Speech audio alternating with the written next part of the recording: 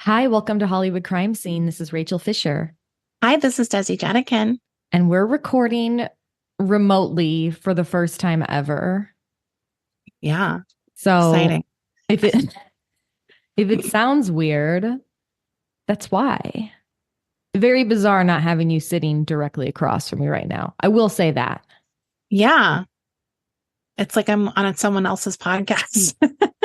No, it literally feels like I'm doing someone else's show right now. So I feel like look, You need a period of adjustment. yeah, I mean, I know this is like the norm for many people who do podcasts, they record remotely. This is not an abnormal thing. It's just abnormal to us. Right. I got exposed to COVID. I don't have COVID, but we're just being safe. We're That's why we're being doing safe. this.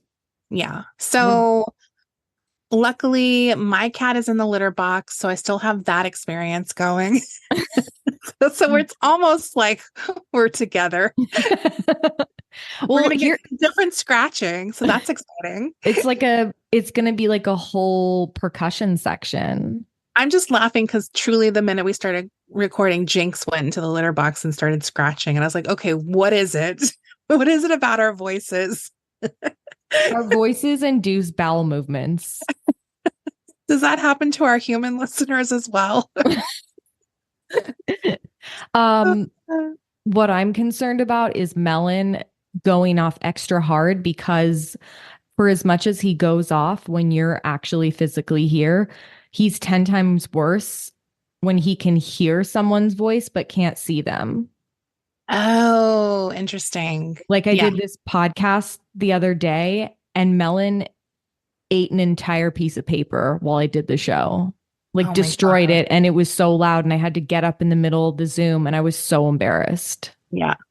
What a shameful son. And then I had to hold him like a baby so he would calm down. Oh my God. Um, anyway, this is a pretty long preamble. Usually we get right to the point, so hopefully you enjoyed that.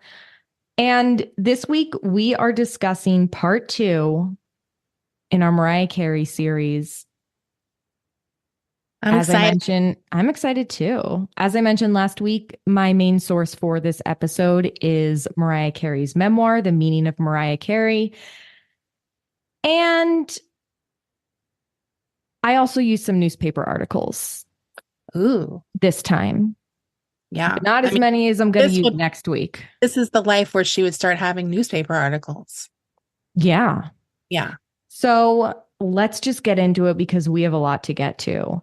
Where we last left off, Mariah had just moved to the big city to start her career.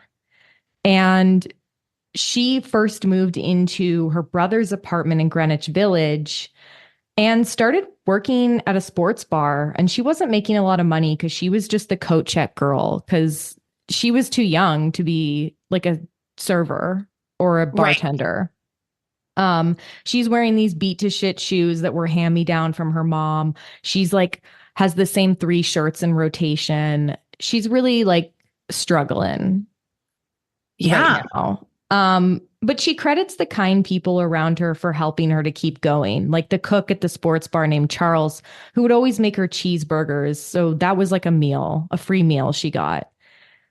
Eventually, she moved into a brownstone on the Upper West Side with her friend Clarissa. That's where she lived with a gay couple. So this started the series of her like living with like a bunch of other people, like having a ton of roommates. Yeah. So this was like pretty close, tight sleeping quarters, but Clarissa was an artist and she had some connections. So that was pretty cool. She had also been the girlfriend of the producer that Mariah had been working with. When Mariah moved out of the brownstone, Clarissa came with and they moved downtown and shared an apartment with three other girls. So this is like five girls in one apartment. Oh, They're having fun though. yeah. Meanwhile, Mariah continued to work various background vocal gigs. Around this time, she started working with another producer, Ben Margolis, who had his own studio. And of course, Mariah spent a lot of time there, sometimes even sleeping on the studio floor. That's how long she'd just be working in there. But that was really her element. I think I mentioned that last episode that she just felt like at home in a recording studio. She wanted to be there. Yeah. Over the next year, she worked on her demo with Ben. At the same time, she was doing background vocals for the musician and producer T.M. Stevens. Through this work, she met the prolific background singer Cindy Mizelle, who had worked with Barbara Streisand, Whitney Houston, Luther, just like some of the best vocalists. And Mariah really studied the way that background vocals could make a song and add all of these layers and textures that you might not even notice. Right. Yeah, that's Background interesting. singing, yeah, it's like an art unto itself that I don't think a lot of people really consider how much it can make a song. Yeah. So she got a gig singing background for a new male artist. And Mariah describes the moment this sexy new male artist walked into the studio. She said, his thick, dark hair was just in the beginning phases of dreadlocks. He had a perfect 5 o'clock shadow with a thick stripe of goatee down the center of his chin. He was dressed rock star casual, heavy black leather vintage motorcycle jacket, black jeans, black t-shirt. He had a thin ring in his nose and smelled how I imagined ancient Egyptian oils would smell. Wow. Who do you think that was? This Michael is Bolton. Desi.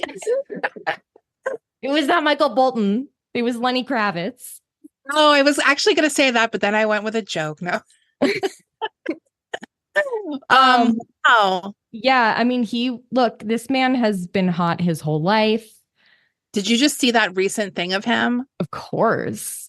I was like, you're going to injure your back, sir. Like, How is he, I think he's really in shape, obviously, but that was crazy. no, how is he still so ripped? I'm like jealous. No, he was like, that's lower back strength. I know. So after this recording session with Lenny Kravitz, she got an even bigger gig, singing background for Brenda K. Starr. Oh my Now, God. I know. Now, Brenda at the time had a hit single, I Still Believe, Of course. which is such a good song. And of Yeah. course, Mariah would go on to do her own cover of this song in the late 90s. It's such a Mariah song, too. Like, Oh my you know what I God. mean? Like, it's like made for her, too. Absolutely. So Brenda and Mariah became friends, and Brenda knew that Mariah was super talented. She was like very much a champion of Mariah. At one point, she even asked if she could sing one of Mariah's songs that she had written, but Mariah was just like super protective of her music. She knew what she had, and she's like, I'm not ready to sell my music or even necessarily willing to sell it. Yeah, because she wants to be an artist. Yeah. Doesn't Like want to she, get in a trap where she's like writing songs for other people until right. she's more famous, maybe, you know? I mean, I think So, she's smart. yeah. And Brenda was really gracious about it and didn't like ask her, or pressure her about it again. So she ended up inviting Mariah to go on tour with her, doing these like live background performances at at like her shows. And they ended up at a concert for a radio station in LA. Brenda was performing with several other acts, including Will Smith and DJ Jazzy Jeff and Jeffrey Oh, Osborne. wow. And during Jeffrey's set, he was really like interacting with the crowd during his song, You Should Be Mine, the woo woo song. Yeah. You know that song? I know Jeffrey Osborne very well. Oh, One of my really? mom's favorite artists. Well, Mariah knew all the words to the woo woo song, and she was in the crowd during his set. And he's like, doing that thing where they point the microphone in the crowd, getting Right. everyone to sing. And Brenda K. Starr starts motioning over to Jeffrey, like, look at Mariah, get her, put her on the mic. And so she was like, right at the chorus, she's doing the woo woos, she's doing her whistle register woo woos. Yeah. She's going off. I mean, now that you're mentioning this, I completely remember this Brenda K. Starr connection, like as a big sort of proponent of Mariah in the early days. Oh, yeah. Yeah, it was like a major part of her story when she broke. Oh, totally. Brenda, like, really helped Mariah a lot. Yeah. Love And it. got her foot in the door, really.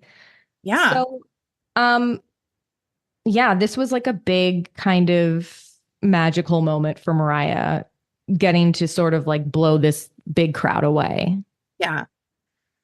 Record labels couldn't really place Mariah at the time. She was a teen, but she wasn't singing teen pop. And according to Mariah, the head of Atlantic Records told her, look, we already have a teen girl. He was referring to Debbie Gibson, of course. But she wasn't making music like Debbie Gibson. No. Look, Debbie Gibson, she's a fine singer-songwriter. But that's a teen artist. That's a teen pop artist. Yeah. Mariah had a way more mature sound. Yeah, and so Mariah's demo was just really R&B and soul with like some gospel moments as well. She wondered if her appearing racially ambiguous had a hand in these companies just not knowing where to place her. But Brenda K. Starr was like, hey, we're going to go to an industry party together and you're going to meet some like really important record executives. This party was hosted by Jeffrey Greenberg, or he was at this party. At the party, Mariah locked eyes with a man. She said, quote, he looked into me, not at me. I was a little shook, not in a bad way, but not in a love at first sight either. So then Brenda saw Mariah making eyes with this guy, and she's like, oh my God, that's Tommy Mottola. He was totally like looking at you. That's a really big deal. And she's like, who's Tommy Mottola?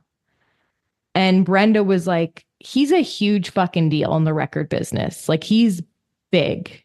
Yeah.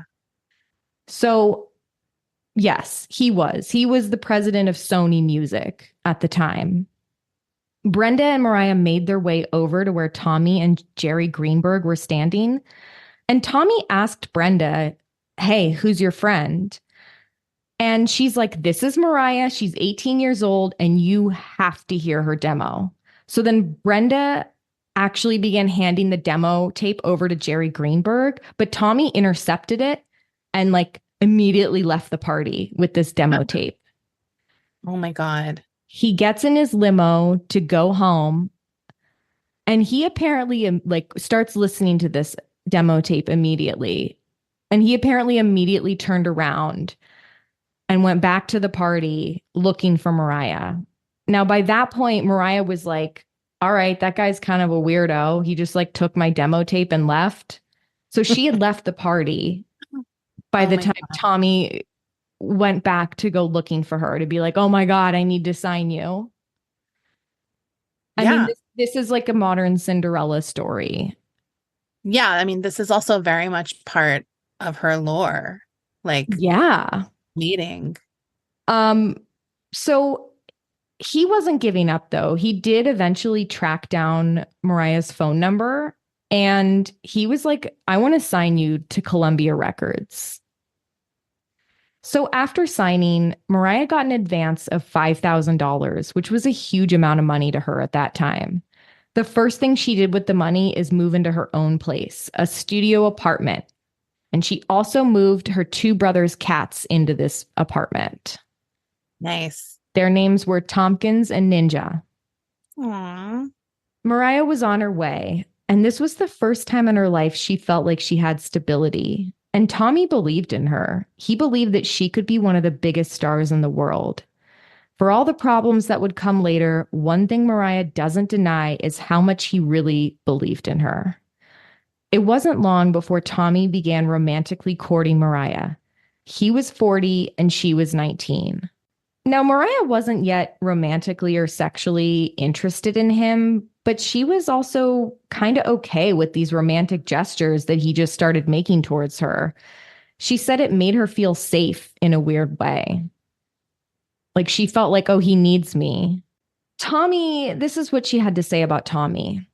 Tommy was a potent combination of father figure, Svengali, business partner, confidant, and companion. He wined and dined her, and she was spending a lot of her time with him, basically most of her time with Tommy. Eventually, he would convince her to give up her apartment and move in with him, which in hindsight, Mariah sees as the beginning of the end of her freedom and autonomy. She moved into his country home in Hillsdale, which was obviously really nice, but it wasn't Manhattan. She was kind of like, oh, like, I miss Manhattan. I mean, she's so young. She had just moved to the city. The last thing you want to do is be like, what is that? Westchester County? Like, Yeah. Yeah. it's just like, Yeah. that's what I'm saying. It's like the age difference, like those things pop up. They're just in different tracks, like, and absolutely. she's right though. It's like giving up he now is responsible for her like living space and like paying all the bills. And that's where you can really start to feel trapped. Yeah. So she would later refer to this home as Hill's Jail. Oof. Yeah. Later on, Tommy would convince Mariah to build a mansion to live in together in Bedford, which is also upstate. She insisted on paying for half of it because she said she didn't want it to be his house. She wanted it to be their house. Right. And she thought at the time that the notion of paying for part of the house meant she was in charge. She's like, this is like a really grown up thing for me to do. Yeah. But it would be many years later before she even realized that the power dynamics in this relationship were way off. He was twice her age and the head of her label, basically her boss. Yeah. But before all of that, Mariah made her television debut on the Arsenio Hall show in April of 1990, ahead of the release of her self-titled debut album. We talked about that performance a little bit last week. She sang her first single, Vision of Love, and she nailed it. It is a stunning performance. You got to watch it. First time on TV. This crazy. Yeah, it's absolutely crazy.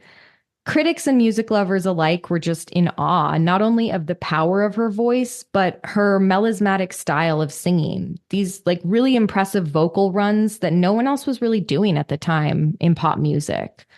On top of all of that, Vision of Love featured Mariah's whistle register, which of course would go on to become one of her signatures. Right. The whistle register is not common in popular music. And before Mariah became famous for hers, Minnie Riperton was among the few that did it. Yes. Mariah seemingly came out of nowhere. I mean, she had only met Tommy Mottola a year and a half before her debut album was released. Wow. Like this truly is a meteoric rise, overnight success almost. Yeah, I mean, it's almost as fast as it can be, like in that industry. Do you know what I mean? Yeah. And her album was a success, and she was all over TV performing her music. In February of 1991, she won a Grammy for Best New Artist. One of the rare times it was like accurate. Yeah. No, where you're like, yeah, that makes sense. Yeah. No one's going to top that. She also won Best Female Pop Vocal for Vision of Love, beating Whitney Houston, Bette Midler, Lisa Stansfield, and Sinead O'Connor. Whoa. That is stacked. Damn. Imagine going from like barely being able to afford a dollar bagel like 3 years ago to winning a Grammy. But like beating out those people. And too, beating out Babs. I mean, crap. I'd feel bad. Mariah's second album, Emotions, came out in September that year, featuring the title track, Emotions, where again, she goes off with that whistle register in Emotions. While she was nominated again for Best Female Pop Vocal at the Grammys, she lost to Bonnie Raitt, Something to Talk About. Oh, I mean, look, that's a classic song. That's okay. You're going to lose to one Bonnie Raitt song. It's got to be that one. Now, that's something they always sing on American Idol. Oh, God, that's a classic. They love that song. Mariah was busy. She was always on TV or doing a TV taping, a performance, a photo shoot, a video shoot, press, etc. She was never alone. It was just like go, go, go all the time. And Tommy was directing the whole show. When she did have free time, it was spent upstate away from everyone else in the Hillsdale country home. Mariah says at that time, she wasn't even aware of just how much her music was connecting with people because she was in this constant state of running around. She said, quote, "Did Tommy know I would be easier to control if I were kept ignorant of the full scope of my power?" Tommy seemed to control all aspects of Mariah's life, where she was, who she hung out with. She recalls when her hairstylist and her makeup artist made her a scrapbook filled with all these nice things that celebrities had said about her, including one from Joey Lawrence. They made her this scrapbook, and then before she ever got a chance to see it, like it was delivered to Tommy and he destroyed it. He put a hit out on Joey. He put a hit on Joey Lawrence. Like, I'm going to get Blossom canceled. I'm putting a hit on you. Whoa, there's a hitman here. Whoa. No, I remember in the New York press, this relationship was a constant. This marriage, or well, I mean, not marriage yet, but their relationship was always like whatever. If it was page 6 still, I don't remember. It was always there. Like, yeah, just like constant. No, it was, yeah. And he liked it that way. He always wanted them to be photographed together, to be like, this is my woman. Well, because it made him famous too. Like, yeah, it totally made him a star. No one would have fucking knew who this guy was or what he looked like, except for like industry people. Right, right. So Mariah was basically a machine, churning out hits and focusing all her remaining attention on Tommy. Like that was her life. It was just those two things. That's so interesting about keeping her busy to kind of control her. Right. And how she wouldn't know. I mean, Ashley Simpson didn't go through this. She wasn't that busy. But Mariah was busy. Like, she was busy. And it's like, even just like looking up at all these performances she did, the amount she did, and just how she released her first 3 albums came out within the span of 3 years. That's crazy. I didn't realize how fast it was. And like she was everywhere. Everywhere. Like, she was on every magazine cover, performing on every show, like just everywhere. Yeah.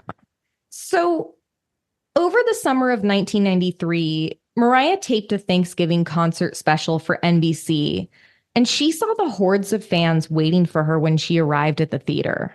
And she was like, whoa. And it kind of sunk in that moment that she had all of these people, these fans that she didn't even realize. Like she hadn't even gone on a tour yet. And this is 1993, which is kind of crazy. But she's like, oh, they came here to this theater for me. It really energized her. And to her, they felt like family. On the way home from the taping, Mariah recalls feeling deflated as Tommy switched the radio station from hip hop to Frank Sinatra. She's like, this old guy. And he's so like Frank Sinatra type too. Yeah, I mean, he's Italian. He loves Frank. But he also used to wear these suits that were just like his style, was kind of like he's very old fashioned. Even for 40, he's old fashioned. Yeah, absolutely. So while Mariah was writing her music and lyrics, she still felt that Tommy was trying to mold her to be less urban and more mainstream. At this time, the public had only speculated on the nature of Tommy and Mariah's relationship, but it was certainly made official when news of their engagement broke in the spring of 1993. Mariah convinced herself that Tommy would change after they married, that he would just relax and trust her to move about the world more independently. Now, Mariah was still really young. She's like 23 years old. And according to her, quote, making all of my life choices based on survival. She said she got the career, her creative and professional dreams had come true, but she would just have to accept the fact that she was going to have a controlling spouse. Like that was the trade-off, she said. And coming from her background, she's probably also thinking like, hey, he's not like stealing all my money and abusing me. Like, do you know Right, what I right. mean? Like, I No, think that's pretty exactly. like, yeah, common thing where you're like, this is great. He wants to take care of me. Like, Yeah, she didn't see that it could actually be better and okay. yeah. Um, it's also crazy because I think as a record executive, pushing them to be more mainstream is probably what a lot of them do. But as your spouse or boyfriend or husband, they should be doing what's best for you. So it's like Yeah. this dual, like, you know what I mean? Like he wasn't able to do it, obviously. Yeah, and it also just meant that for Mariah, she felt like he didn't see her. Yeah. He didn't see that she was heavily influenced by hip hop and R&B. Yeah. Like he didn't get it. And Yeah. so again, it was this one more disconnect between the two Yeah. of them. Absolutely. Well, let's talk about the wedding. Oh, I remember it well. Now, this is one of the most iconic celebrity weddings in terms of ostentatiousness. It's up there with Celine Dion's and her husband's. Like, I kind of put these two in the same category.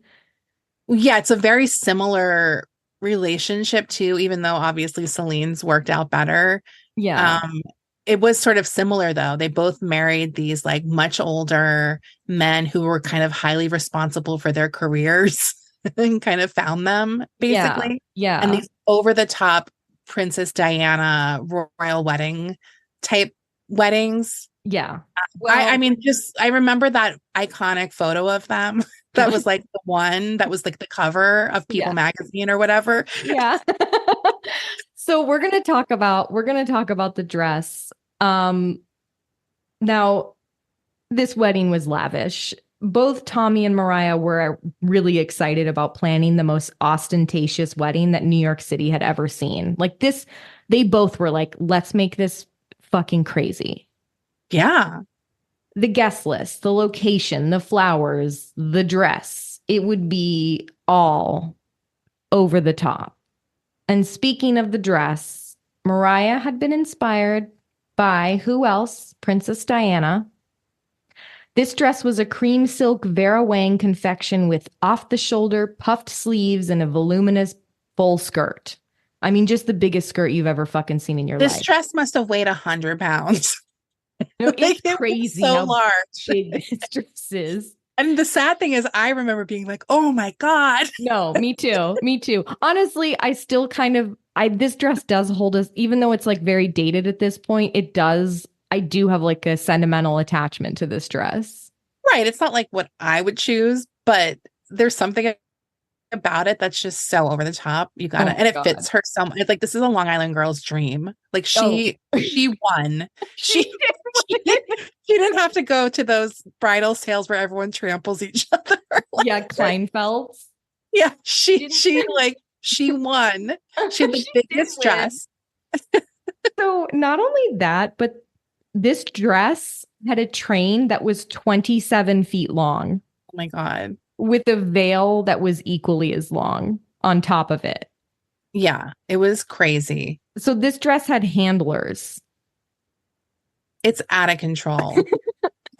It was estimated to cost $25,000.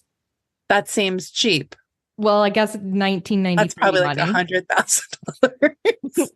I mean, it's crazy. She also wore a diamond tiara and carried a bouquet exploding with white roses and orchids. It was, yeah, like this is a Long Island fairy tale. I mean, a tiara. Come on. Fuck you, Teresa. I got also to have orchids is so extra. Oh, and because it was like this era, she had the like trailing ivy as well. Oh my God. Do you remember Yes. when everything was like trailing ivy? Yes. It was so beautiful. Because it was like, oh, I'm doing like an English garden motif. Yeah. And it's wild and unruly. Like, Right. it's like this element. It's classic, but also kind of a little wild. Yeah. Now the ceremony was held at the St. Thomas Church on Fifth Avenue. Mm. It is a stunning Gothic style church, and Mariah said, "We needed a venue that could accommodate the drama of the dress." She needed a long aisle, like Yeah. in rows of pews. It's like, This is what I love about Mariah. This is one of the things I love about her is just how much she's in on it. Like she's in on the joke. She knows. She's completely self-aware. She's like, "Yeah, I specifically was like, we need an over-the-top cathedral to house this dress." I mean, this was our royal wedding I know. in many ways. Um, so of course fans were gathered outside of the church, and as they exited the church to go to the reception, Tommy and Mariah were greeted by just screaming fans. They then went to the reception at the Metropolitan Club, which Mariah says she liked that their reception was at the Metropolitan Club because everything was monogrammed MC. So Oh, she's nice. like, that's perfect for me. Now the guest list was wild. It Wait, were they included, also in a carriage? why does that sound familiar? Did I make that up? No, I feel like I have this memory of Was them. there a Their carriage? photo of them in a carriage, like both looking out. Am I wrong? I mean, it doesn't You know sound what? off. If it wasn't them, it was somebody in the 90s who did a fucking carriage, like a Right. Cinderella carriage. Yes, that's my memory, but I guess maybe it was someone else. In attendance was Barbara Streisand, Robert Love. De Niro, Bruce Springsteen, Damn. Ozzy Osbourne, Okay. Billy Joel, Of course. and Christy Brinkley, of course, You gotta. among others. This was a star-studded affair. It was the wedding to be at in 1993. That's like the wedding that has like 500 people Yeah. at it. Yeah. Now the honeymoon was in Hawaii, and sadly, it was not everything that Mariah had dreamed her honeymoon would be. The second day that they were there, Mariah walked in on Tommy having a screaming match with his publicist on speakerphone. The publicist didn't want their wedding photos on the cover of People magazine. Like he was mad about that. What? Because he was like, it's not good for your image as an executive. Like, I think he felt it was like unserious or something. He's like, we need to be on Town and Country. Yeah. He wanted Vogue weddings, not People weddings. So he's on speakerphone screaming at Tommy. Tommy's screaming back at him. And Mariah interjects and told the publicist, well, why the hell did we have this big extravagant wedding if we're not going to have our photos everywhere? Right. Like that was the point, to have this huge fucking publicized wedding. Yeah. And she knows at this point everyone wants to see. Yeah. Well, the publicist didn't like that Mariah said this, and so he started screaming and hurling expletives at her. What? And then Tommy started yelling, and he didn't back her up. And so she started to cry, and she ran out of the room of the house they were staying at. She ran out of the house onto the beach, because of course the house was on the beach, and she just started running down the beach. Oh my crying. God. Until Wow. she got to a hotel where she went to the hotel bar and had a drink and just sat there and was like, this is really sad. I'm crying on my honeymoon. What a bad start. Yeah. And that was the moment that she knew that marrying Tommy wasn't going to change Tommy. Yeah. It was just this like sinking feeling. Ugh. Anyway, this is a good place to take a break. We'll be right back. Mariah and Tommy then built a sprawling mansion in Bedford, New York, on a piece of land that Tommy had purchased a few years back. During the construction, Mariah worked with the designers and architects to create a beautiful fairy tale mansion. She picked the perfect marble for the kitchen floors, the right sconces, the molding, and of course, the gigantic walk-in closet with a separate section for her shoes. That was very important. I remember them building this house too, because this was also like a huge news, like always in the news, like what's going on. Well, and also like the neighbors complained about the pond that they built, I Oh my think, God. because it did something with the water in the area. Like it was a big project. I mean, the thing that's so relatable about Mariah is that she's clearly a girl who grew up with nothing, who finally has all this money and is doing things she wanted as a kid. Do you know what I'm Yes. Yes. like? It's totally what all of us who had that kind of lifestyle growing up would do. It's like, and I'm going to get a canopy bed and no one can stop me. It's so like relatable. Yeah. I mean, this house was so over the top. This is how Architectural Digest described it.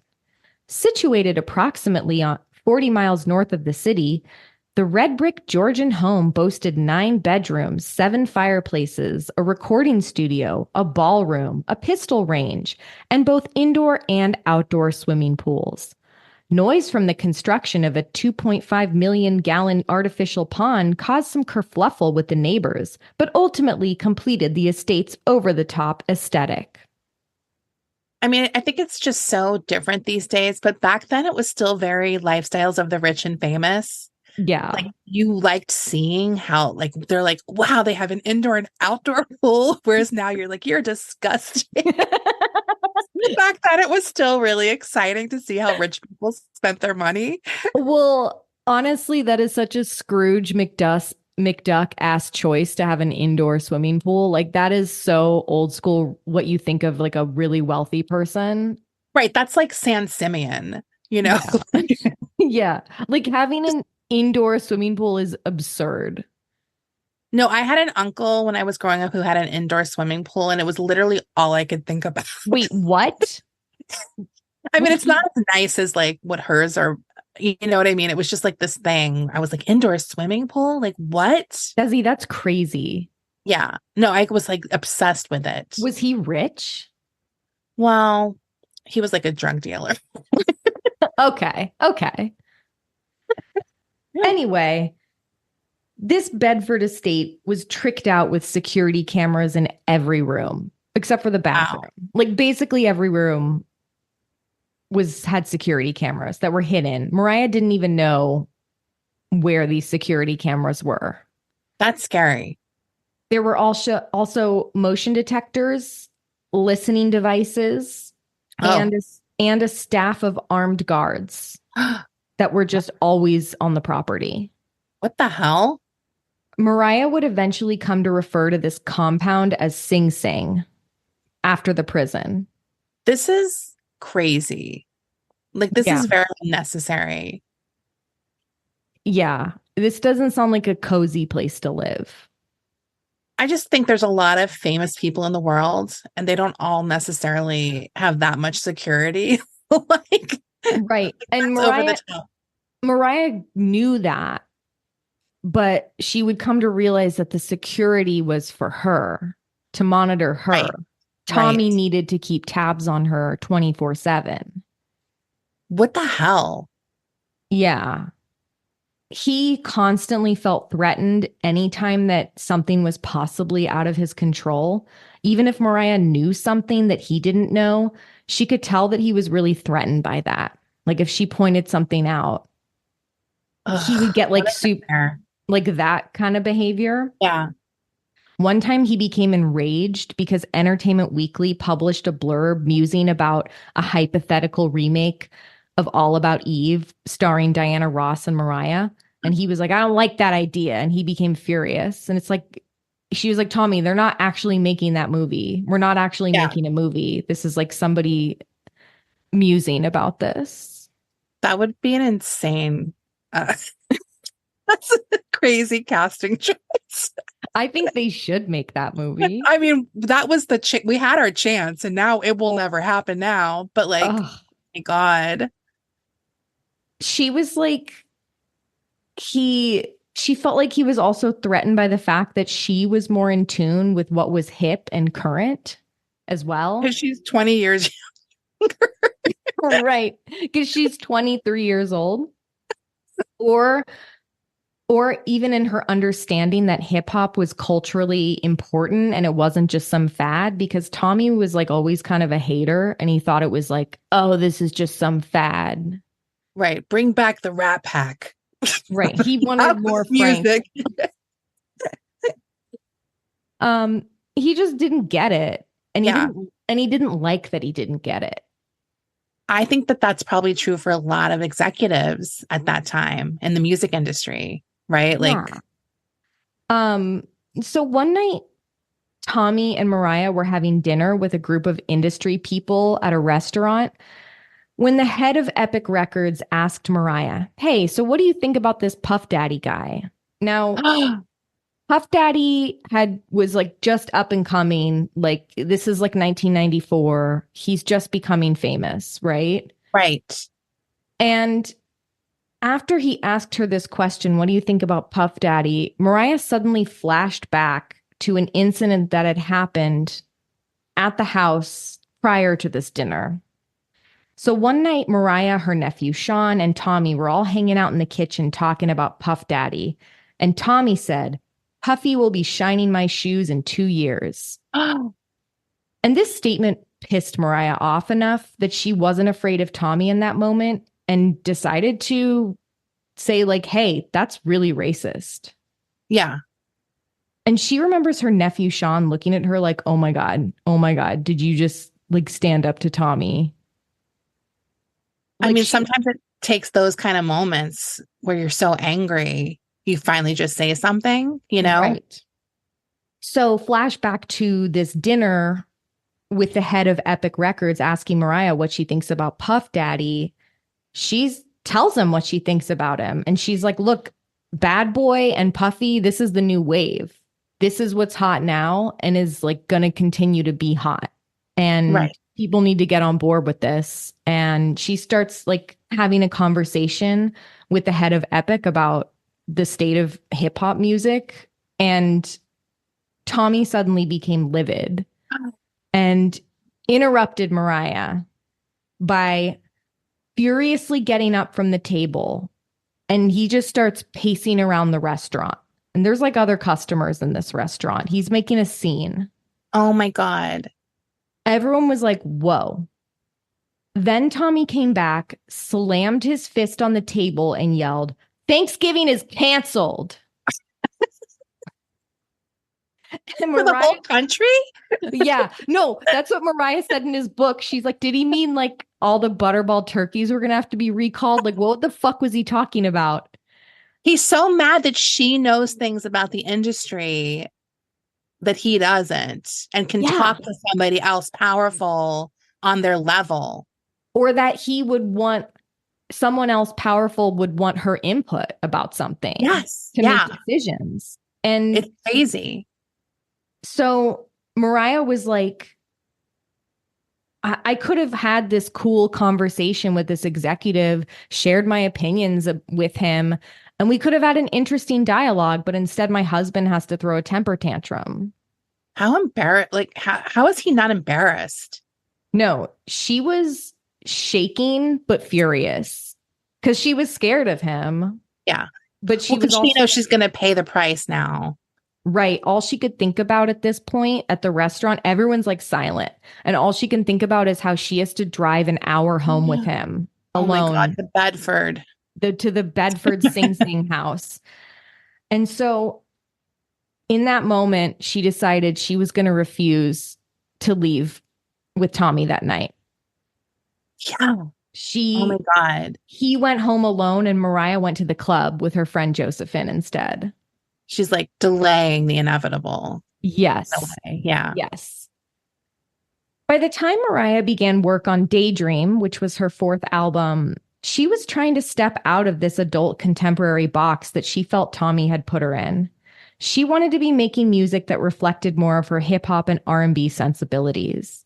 And at this time, Tommy was willing to give her a little more leeway into the creative direction of this next album.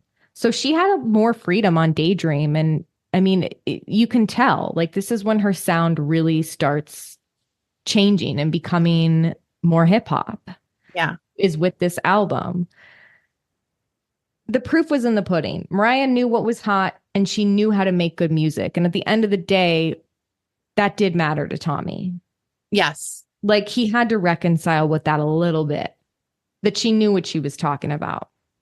So for the album's first single, Fantasy, Mariah selected the Tom Tom Club's Genius of Love as a sample. Then for the remix of Fantasy, Mariah was like, we're going to get ODB to rap on this. Yeah. And at first the executives were like, old dirty bastard. That's a curse word. They were like freaked out by the prospect Right. of ODB collaborating with their Cinderella. Yeah. And Mariah was like, no, we're having him on the remix. And like Wu-Tang is cool. And everyone else knows it except for you. Yeah. And it's going to happen. And she says that thanks to some of the cooler people working in A&R, they really helped make this collaboration happen. So the night that ODB recorded his verses for the Fantasy remix, she was already settling down for the evening at Sing Sing. So he's in the studio and like in the city or something. And she's at Sing Sing. And the studio calls and Mariah answered the phone from bed. They wanted to play what ODB had just recorded. So Mariah put it on speaker so Tommy could hear. Mariah was squealing with delight. It was perfect. Yeah. And she loved it.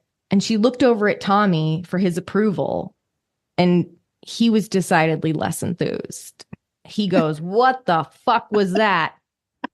He said, I can do that. Get the fuck out of here with that. He said, I can do that. That's classic. So, I mean, that is, look, that like his verses in the Fantasy remix are have gone on to become so iconic. It's like, you couldn't do that, sir. And Mariah knew. She hired him for a reason.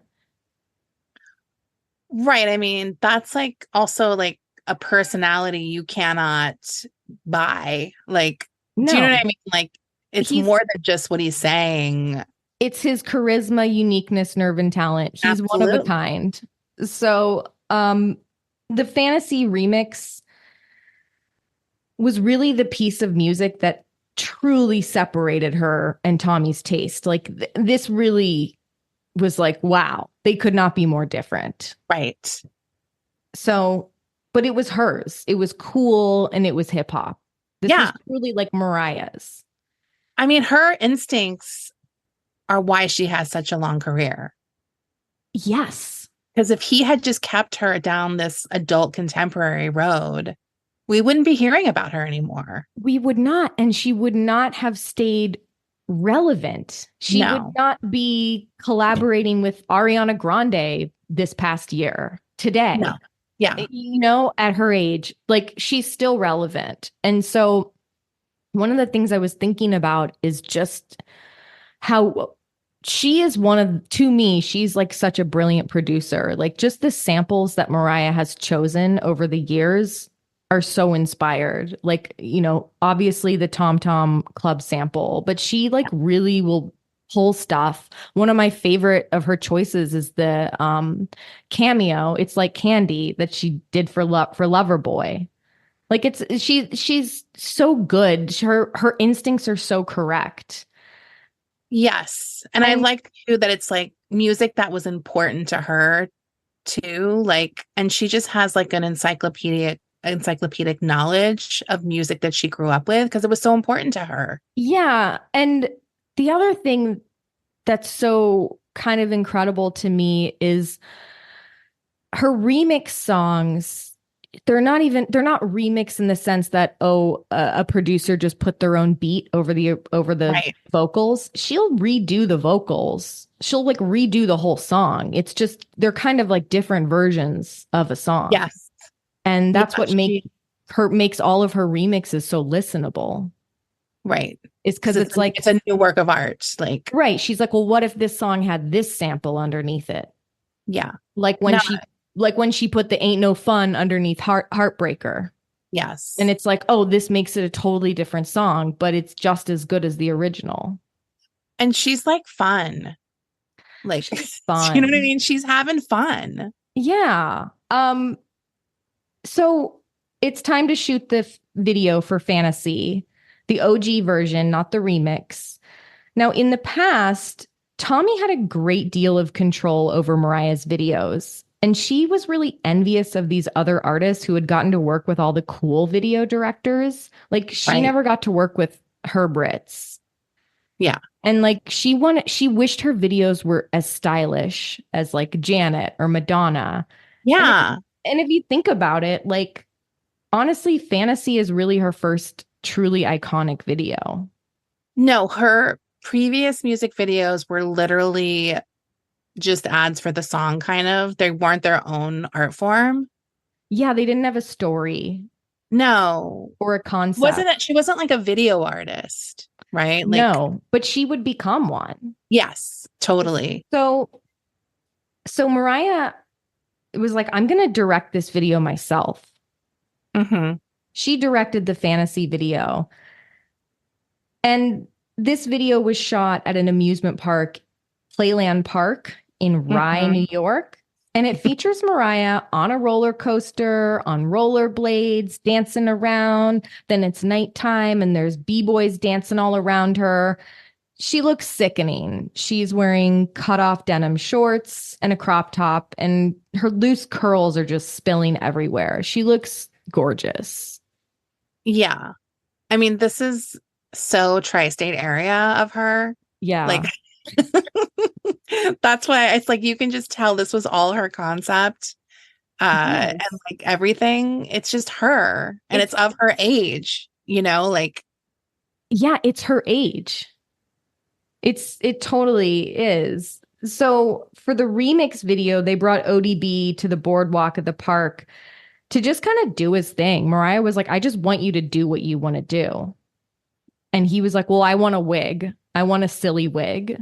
So they had to go to the mall and get him this like ridiculous mushroom cut brown wig that he wears partially in the video.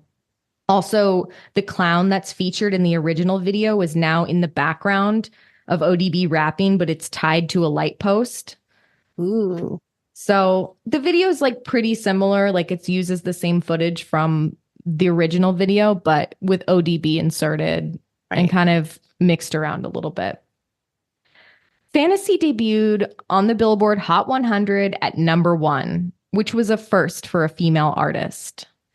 Needless to say, it was a huge hit for Mariah. The album was released in September of 1995 and also included the massive hit One Sweet Day with Boys to Men. Oh my God. And that's a tearjerker for me. That is Wasn't that like tearjerker. #1 for like 100 weeks or something?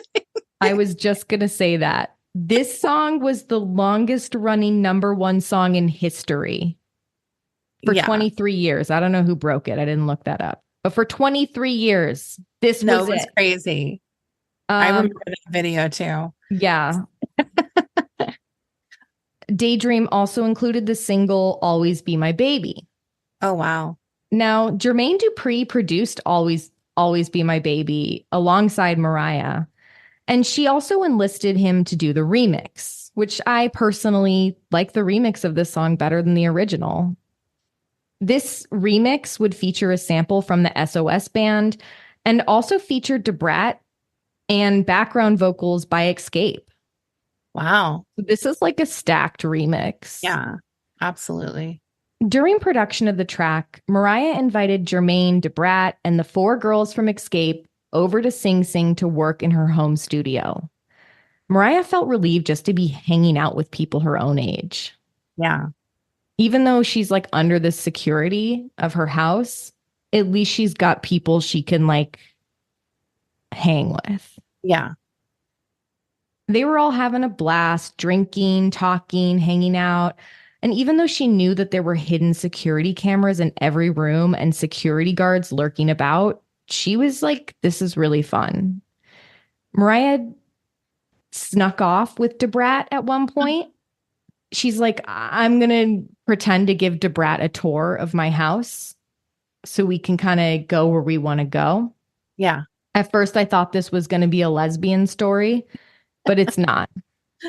But it's equally interesting.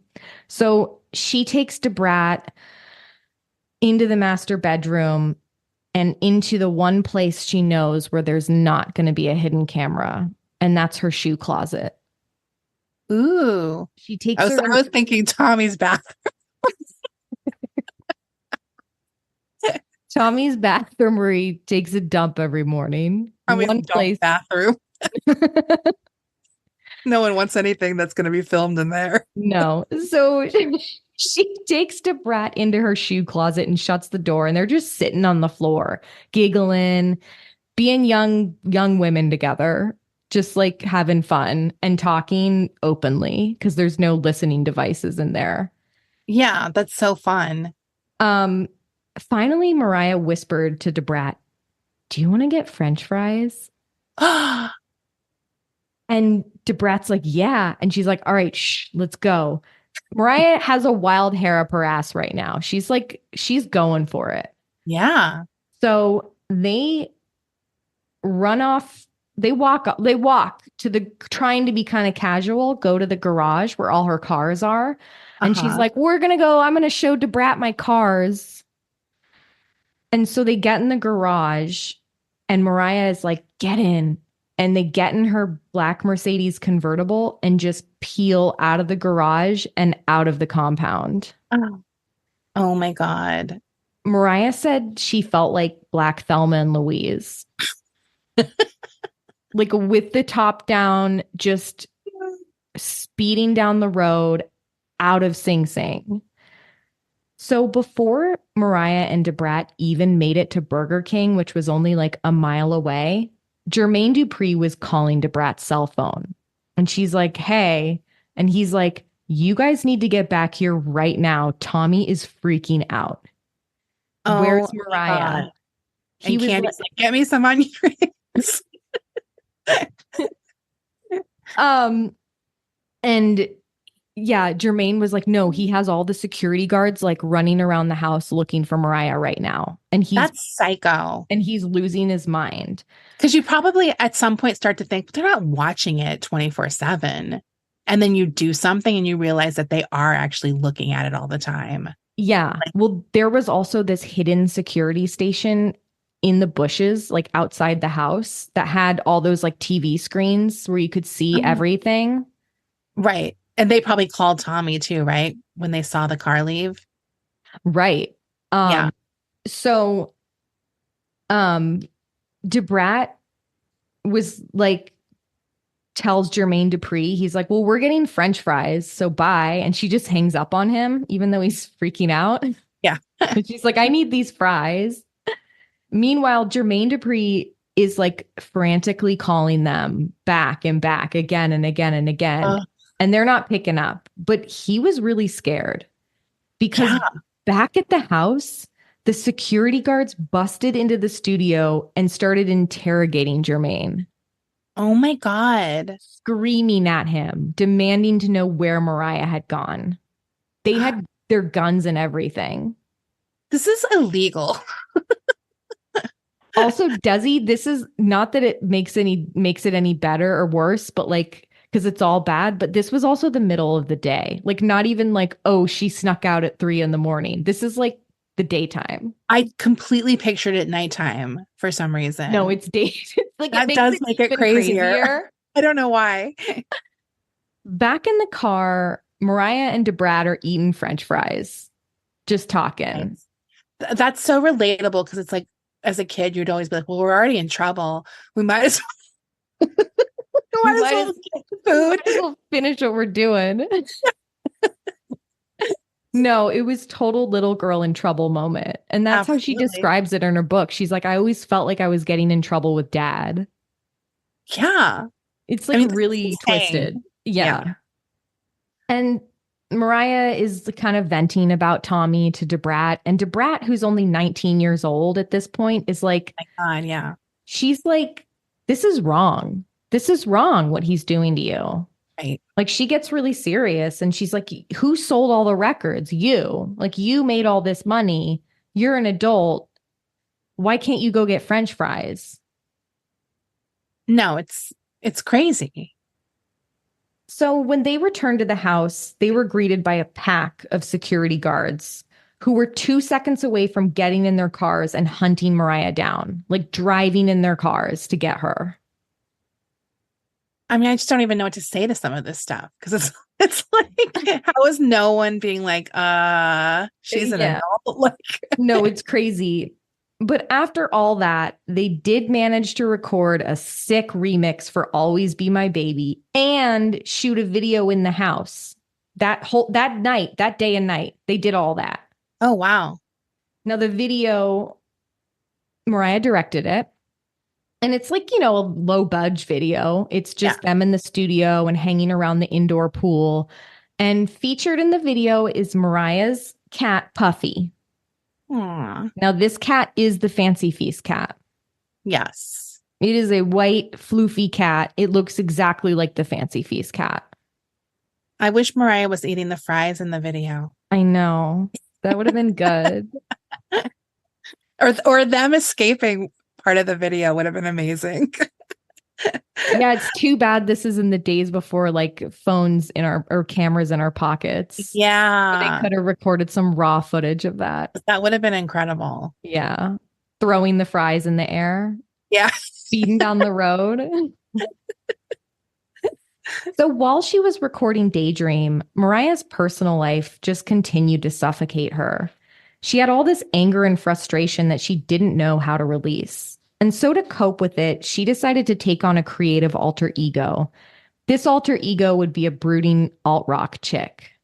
So Mariah would, like after a day of recording tracks for Daydream, she would write these little 5-minute angry alt-rock songs and then perform the songs in the studio with her band.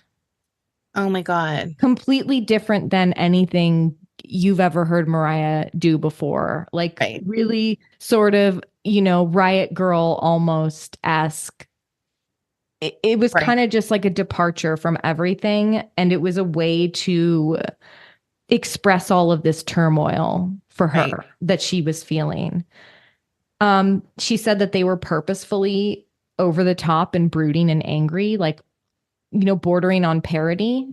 Yeah. But in making them so over the top, it kind of helped release everything. It was therapeutic. It was therapeutic. Like I said, she was really inspired by many of these popular rock chicks that were so popular in the mid-90s. So that's where she took inspiration from. And she was like, I just envied how free they could be in a wrinkled slip dress, looking imperfect. Yeah. Screaming about the shit. Opposite of what she was sort of feeling. Yeah, because she was so polished and controlled and put together. So the band's guitarist, Gary Ciramelli, told Pitchfork in 2021, quote, she would come in with half a song and within 20 minutes, we'd start cutting it. We would laugh at some of the ideas Mariah would come up with lyrically and go, that has to stay. So they were all just like, the band loved doing this too. Right. It's kind of fun to take a break from your work and kind of just let loose. Yeah. So Mariah and her band wound up recording an entire album's worth of these songs. Oh my God. So Mariah called the rock band Chick, and she named their album Someone's Ugly Daughter. I mean, incredible. It honestly sounds like a real album. I mean, Chick is a great name. Yeah. She even made an album cover for the band. It was like a Polaroid picture of a dead cockroach. And she wrote in lipstick Chick on it. Oh my God. The record executives, of course, were like, you are not releasing this. This is not happening. So Mariah had her friend Clarissa re-record the vocals, and the album was released. like around the same time as Daydream, September of 95. Oh my God. Mariah's background vocals are still on some of the album. Wow. So this album obviously was not a huge hit. I had honestly never even heard of this Right. until recently. But 2 videos were made for 2 of the songs on the album. You can find them on YouTube. And Mariah is credited on this album as D. Sue. No one would even learn that Mariah wrote this alt rock album until the release of the memoir. Wow. So like her fans, the Lambs, Yeah. we didn't know, Desi. Yeah. That's crazy. She did say, I did see like an interview from her. She's like, I'm looking for it. Referring to like the original vocal. She's like, I'm looking for it. I'm looking for it. She's the original Chris Gaines. She is. I want to hear the original Mariah cut. I do too. I need to hear this. She needs to keep looking. She has to Go keep dig looking through those boxes. It's under that wedding dress. Under the dress. Sometime in 1996, Tommy and Mariah ended up in couples therapy. Oh, no. They went to see Tommy's therapist. Oh, boy. Well, yeah, exactly. Mariah was like really hesitant about this because she's like, well, Tommy's therapist, she's going to take his side. Right. Like they already have a relationship with each other. But that wasn't the case, thankfully. This was a really good therapist and she remained impartial. She was like, wow, Tommy is horrible. Honestly, basically. It was so bad that even she couldn't deny it. No, she believed Mariah. She believed her. Mariah says this is like the first place and time that she felt like she was on an equal playing field with Tommy, is when they would have these sessions together and she could voice how she felt. Oh. She also spoke to this woman in private, of course, so she could speak uninhibited. And she really saw how this woman believed what she was telling her about this relationship and about her husband. And this therapist looked Mariah in the eyes and was like, this isn't normal. What your husband's doing is not normal. It's not okay. And the therapist then came up with a plan for Mariah to gain more independence and try and learn how to set some boundaries with him. And she knew it was going to like take baby steps and be scary at first and like not happen all at once. Right. So Mariah wanted to take acting classes, which Tommy would eventually agree to. Like they had to like broker a deal with the therapist. What? For her to take acting classes. He had a condition though. He insisted that they were private classes and that he hired the coach. Ugh. So, what a nightmare. Sorry. So he picked out a coach, but Mariah fortunately loved this woman and she loved getting to go into the city to this woman's apartment to take classes with her. Right. Well, one day in class, the coach had her do a breathing and relaxation exercise. She told Mariah to lie on the floor and go someplace safe, like a childhood bedroom, anywhere in the world, just that it was safe. Mariah tried to find a safe place in her mind, but she realized that she couldn't find a safe place. Aww. And she burst into tears, like real heaving, sobbing, letting loose tears. She says it was the first time in the last 8 years that she had been able to cry in front of another person.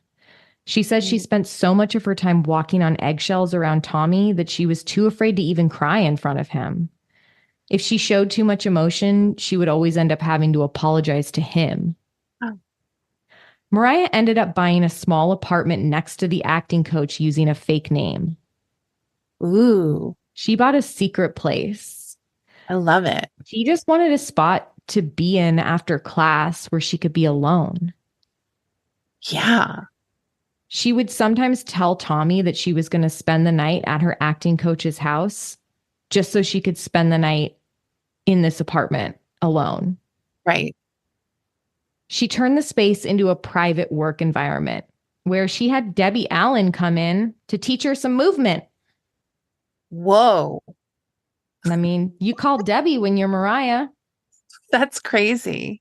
She's like, okay, I'm not doing the Oscars this year. I I'll got some come time on over. my hands. Yeah. And then finally, with the urging of the therapist, Tommy agreed to let Mariah go out with her friends alone one night. I'm sorry, I got baby steps, but this is crazy. When you see like what she's not allowed to do, it's like, I think we can do a little bit bigger than baby steps. Like, Yeah, it's really crazy to me. So Tommy also had another condition on this. no. The condition was that Tommy and Mariah first go out to a gala because he wanted to be photographed with her that night. Okay. He had this deep insecurity about not constantly being photographed with her. Right. It was it's like placing his ownership. Yes. Yes. Yeah. So they went to the Fresh Air Fund gala together in the city. And the whole time she's like, I just have to get through this gala and then I can Pop my pussy. and then I can pop my pussy with my friends afterwards. This is so wild. I know. This truly is almost like royalty where the wife is just under complete control in a way. Yeah. Like, Yeah. it's really weird. So after the gala, Mariah went to a dinner party with her assistant that was hosted by Armani at a restaurant downtown. And she was having a blast, like just having fun. Wanye from Boys to Men was there and they were cutting it up, having a great time. When guess who walked in and sat across from her at the dinner table? Derek Jeter. No.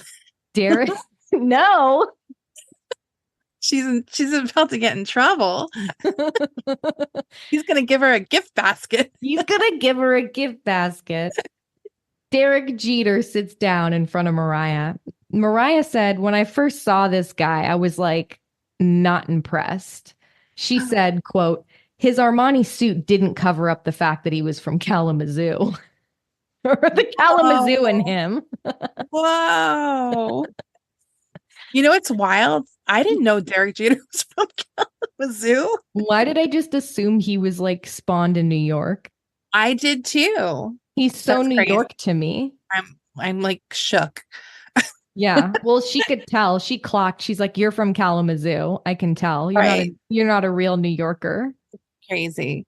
But I mean, obviously a lot of ball players are like from the Midwest or from Florida. Wherever. Yeah. Yeah. So,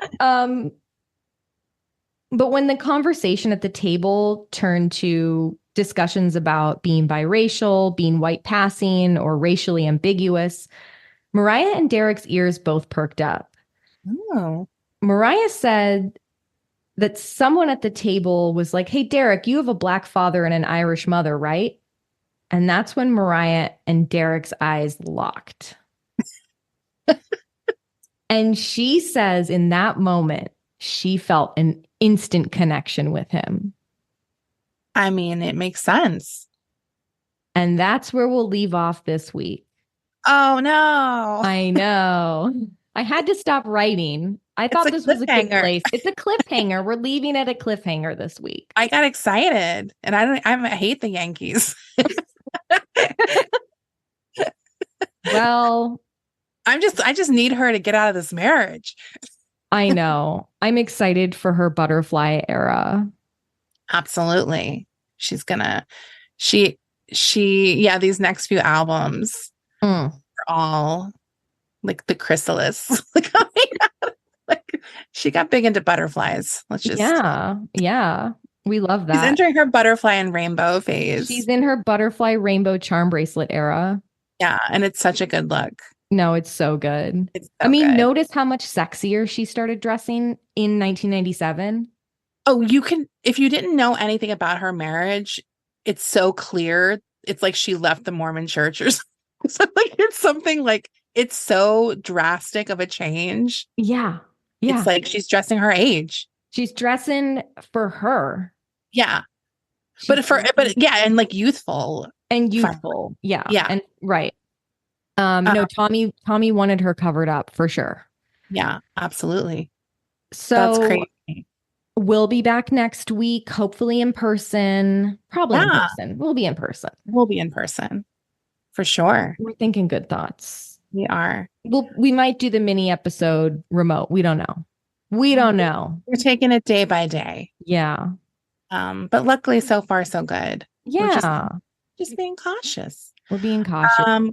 Great. I'm excited to see pictures. We got to get those wedding pictures up. Oh, we're getting them. Uh, We're getting those wedding pictures if up we on can fit the Instagram. dress all in one picture. I don't think We we have to do can. that grid photo We're thing gonna where you have like a square for each like foot.